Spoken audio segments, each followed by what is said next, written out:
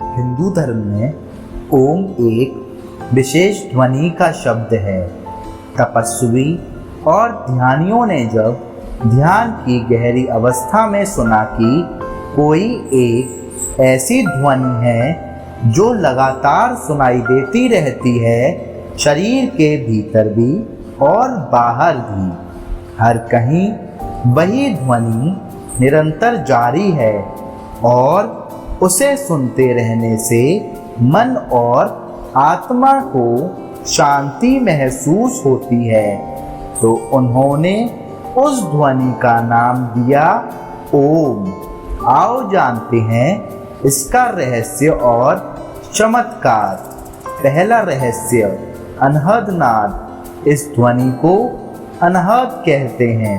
अनाहत अर्थात जो किसी आहत या टकराहट से पैदा नहीं होती, बल्कि स्वयं भू है।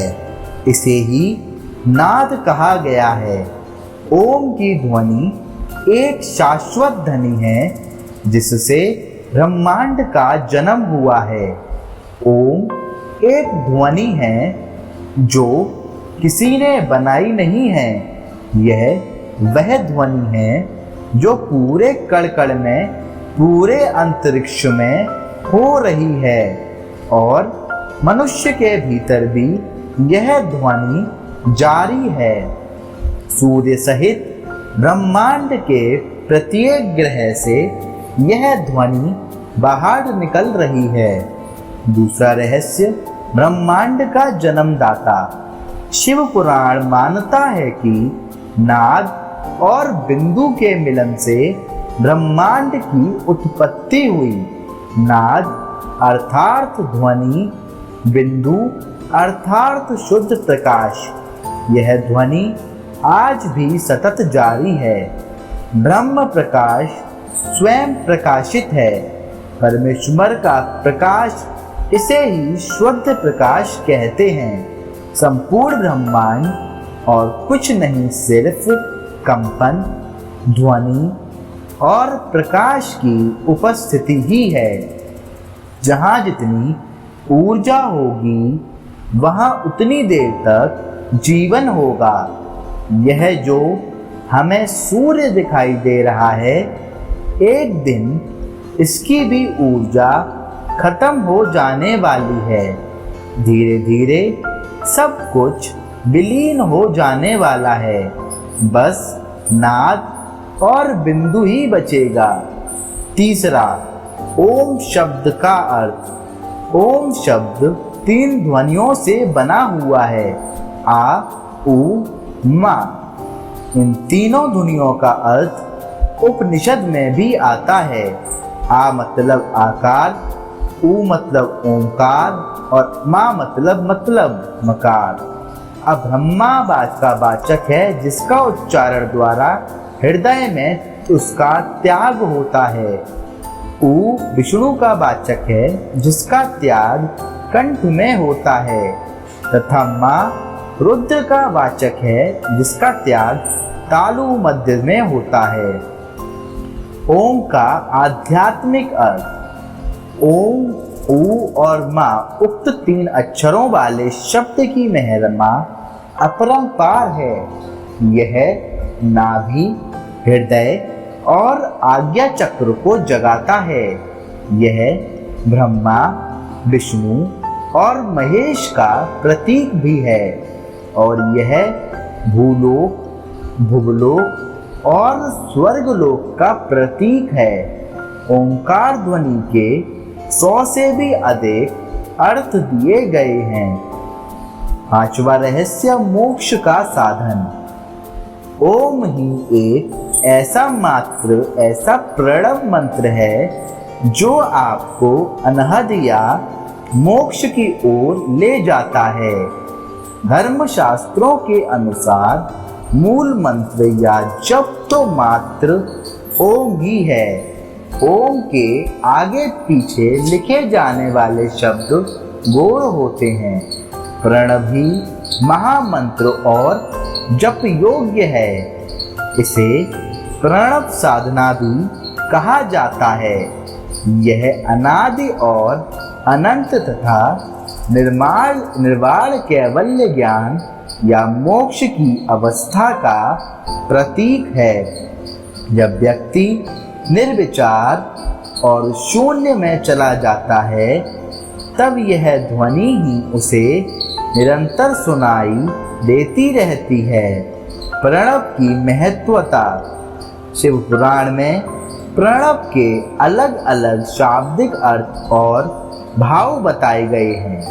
प्र यानी प्रपंच, ड़ा यानी नहीं, वाह यानी तुम लोगों के लिए। सार यही है कि प्रणव मंत्र सांसारिक जीवन में प्रपंच यानी कलह और दुख को दूर कर जीवन के अहम लक्ष्य तक यानी मोक्ष तक पहुंचा देता है। यही कारण है ओम को प्रणव नाम से जाना जाता है। दूसरे अर्थ में प्रणव को प्र यानी प्रकृति से बने संसार रूपी सागर को पार कराने वाली विड़ा यानी नाव बताया गया है। इसी तरह ऋषि मुनियों की दृष्टि से प्र अर्थात प्रकर्षण, ड़ा अर्थात नयत और वा अर्थात युष्मान् मोक्षम इति वा प्रणव बताया गया है, जिसका सरल शब्दों से मतलब है हर भक्त को शक्ति देकर जन्म मरण के बंधन से मुक्त करने वाला होने से यह प्रणव है। स्वतः ही उत्पन्न होता है जाप। ओम के उच्चारण का अभ्यास करते करते एक समय ऐसा आता है जब उच्चारण करने की आवश्यकता नहीं होती। आप सिर्फ आंख और कानों को बंद करके भीतर उसे सुने और वह ध्वनि सुनाई देने लगेगी। भीतर प्रारंभ में वह बहुत ही सूक्ष्म दिखाई देगी, फिर बढ़ती जाएगी। साधु संत कहते हैं कि यह ध्वनि प्रारंभ में झिंगुर की आवाज जैसे सुनाई देती है, फिर धीरे धीरे जैसे बीन बज रही हो, फिर धीरे धीरे ढोल जैसी थाप सुनाई देने लगी हो। यह ध्वनि शंख जैसी हो जाएगी और अंत में यह शुद्ध ब्रह्मांडीय ध्वनि हो जाएगी। शारीरिक रोग और मानसिक शांति हेतु इस मंत्र के लगातार जप करने से शरीर और मन को एकाग्र करने में मदद मिलती है। दिल की धड़कन और रक्त संचार व्यवस्थित होता है। इससे शारीरिक रोग के साथ मानसिक बीमारियां दूर होती हैं, काम करने की शक्ति बढ़ जाती है।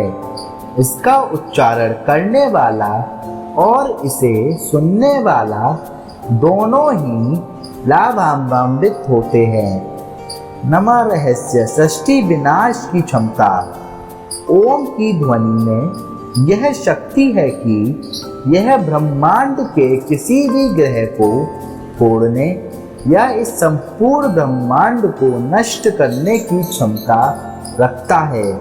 यह ध्वनि सूक्ष्म से भी सूक्ष्म और विराट से भी विराट होने की क्षमता रखती है। शिव के स्थानों पर होता है ओम का उच्चारण। सभी ज्योतिर्लिंगों के पास स्वतः ही ओम का उच्चारण होता रहता है। यदि आप कैलाश पर्वत या मानसरोवर झील के क्षेत्र में जाएंगे तो आपको निरंतर एक आवाज सुनाई देगी, जैसे कि कहीं आसपास में एरोप्लेन उड़ रहा हो। लेकिन ध्यान से सुनने पर यह आवाज डमरू या ओम की ध्वनि जैसी होती है। वैज्ञानिक कहते हैं कि हो सकता है यह आवाज बर्फ से पिघलने की हो। यह भी हो सकता है कि प्रकाश और ध्वनि के बीच इस तरह का समागम होता है कि यहाँ से ओम की आवाजें सुनाई देती हैं।